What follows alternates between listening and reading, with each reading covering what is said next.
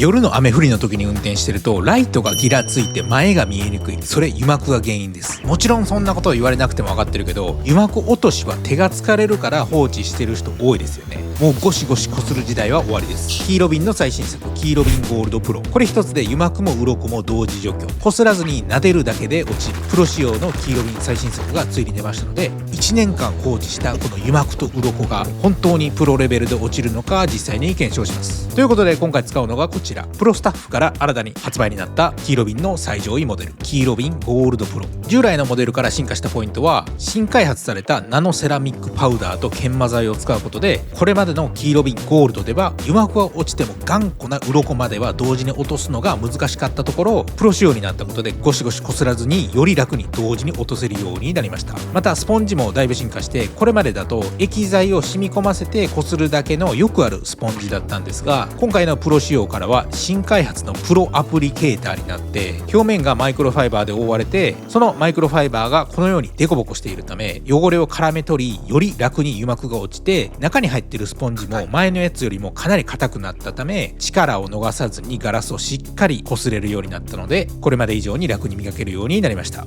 そんなん言われても実際やってみないとわからないので、早速実際に1年間油膜と鱗を取っていない僕のスイスポでどれだけ楽に仕上がるのか、従来のキーロビンゴールドと今回のゴールドプロを使ってどれくらい差が出るのか早速やります。ってことで、いつも撮影で使っている個室洗車場にやってきましたので、まずは油膜を取る前に洗車します。先に洗車をする理由ですが、窓ガラスに汚れや砂が乗っている状態でそのまま窓ガラスをスポンジでこすってしまうと、砂や汚れを引きずって窓を傷つける可能性があるので、作業前に洗車をして極力砂や汚れが窓についてない状態にします。ここでおすすめの洗車方法が、アルカリ性のシャンプーをかけてボディや窓ガラスに乗った砂や花粉、排気ガスなどの有機汚れをアルカリの泡でつけ置き洗いします。実はボディに乗った砂は高圧で流しただけでは完全に取れないです。その理由が、排気ガスや油汚れが接着剤の役割となって砂をがっつりボディに固着させるので、高圧や中性シャンプーだけでは落ちないです。もしそのままミットで洗ってしまうと、砂を引きずってヤスリで削るのと同じようなことになるので、まずはアルカリの泡をぶっかけて、この泡が接着剤となっている油汚れを科学的に溶かして砂の固着を剥がしてくれるので、数分間つけ置いた後に高圧洗浄で車全体を流せば、洗車傷になるような硬い物質はその時点で完全に落ちるので、極力愛車を傷つけたくない人や洗車のプロはこういう 2pH や 3pH 洗車と言われる洗車方法で車を洗っています。やることは簡単で、アルカリの泡かけて数分待ってから泡を洗い流せば、あとは普通に中性シャンプーでミットを使って洗うだけです。これで完全に傷の原因になる硬い物質は全て落ちてすっぴんの状態に戻りました。ただここまでやっても油膜や鱗は取れないです。やはり油膜や鱗を落とすには専用の油膜取りが必要になります。それでは今回は実験的に窓をマスキングテープで仕切って、右側を従来のキーロビンゴールド、左側を今回のゴールドプロで30秒間それぞれ付属のスポンジでこすってみて、どれぐらい差が出るかやります。まずは従来のゴールドから。どちらも使う前はしっかりとボトルを振ってから窓が濡れた状態にしてスポンジに少しつけてこすってください。今見えてるように結構液剤が弾かれてますが、これが完全に弾かなくなれば油膜が落ちたという状態です。それでは左側のプロもやってみます。同じようにスポンジに少しつけて窓ガラスをこすってあげて、水でちゃんと流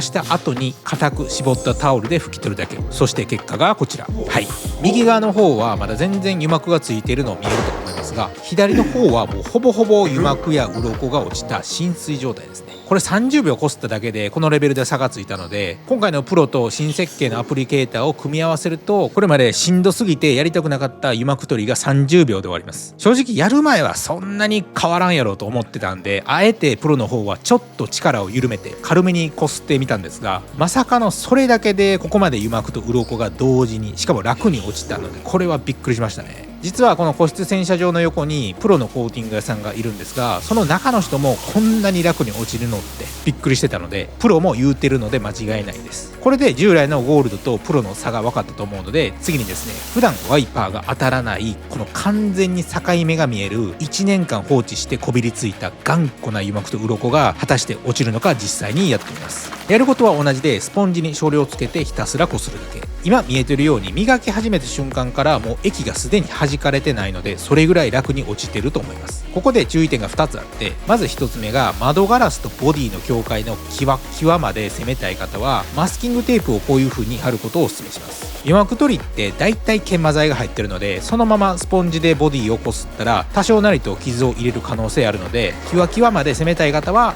絶対にマスキングテープを貼ってください。マスキングテープはホームセンター行けば200円とかで売ってます。注意点2つ目ですが、液剤が乾かないようにしてください。もし乾いてきたなって思ったら上から少し水をかけてあげると滑りが良くなって、引き続き油膜と鱗落としができます。なので水分を多少含んだ状態で作業するのがおすすめです。また夏場は特に乾きやすいので絶対に塗ってそのまま放置はダメです。もし乾いて固着してしまうと取るのが大変だと思うので、完全に乾く前にちゃんと水で流して、最後に固く絞った濡れたタオルで窓に残った成分を完全に取り除いてください。そうすることでクリアな窓になるので、ぜひこの動画の通りやってみてください。それでは全体的にこすり終わったので、水をかけてどこまで油膜と鱗が落ちたのか見てみます。はい、もう完全に落ちたんじゃないでしょうか。さっきの状態をお見せすると、ワイパーが当たらないところの境界線がはっきり分かっていたのが、やった後はもう完全に浸水状態、油膜や鱗が乗っていないすっぴんの状態に戻りました。これでもライトが当たっても窓がギラつくことはなくなったと思うので、車内側からどう変わったのか見てみます。これがやる前、これがやった後、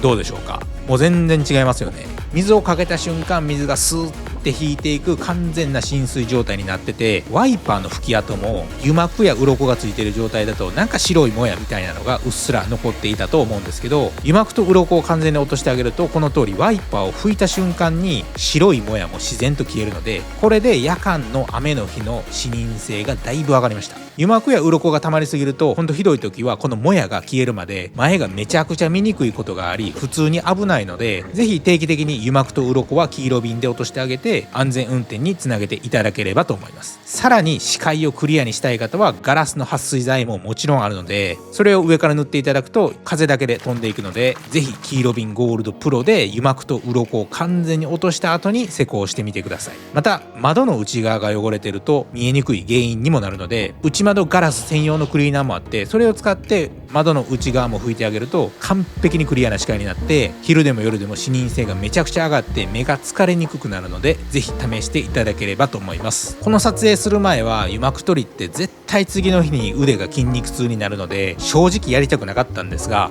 ここまで楽なら全然楽勝なんで、皆さんめんどくさいと思いますが僕を信じてやってみてください。今回動画で紹介した黄色瓶ゴールドプロの詳細は動画の下にある概要欄に詳細を確認できるリンクを貼り付けておくので、ぜひ僕だけじゃなく他の方のレビューも参考にしていただければと思います。こちらのチャンネルでは定期的に絶対に買って失敗しない洗車グッズや毎日の運転が快適になるカー用品まで、実際に僕がいいなと思ったものだけ厳選して日々情報発信をしておりますので、今回の動画が参考になったなと少しでも思っていただければ、いいねかコメントいただけると動画作成のモチベーションがだいぶ上がりますのでよろしくお願いいたします。ということで今日はこの辺で、最後までご視聴いただきありがとうございました。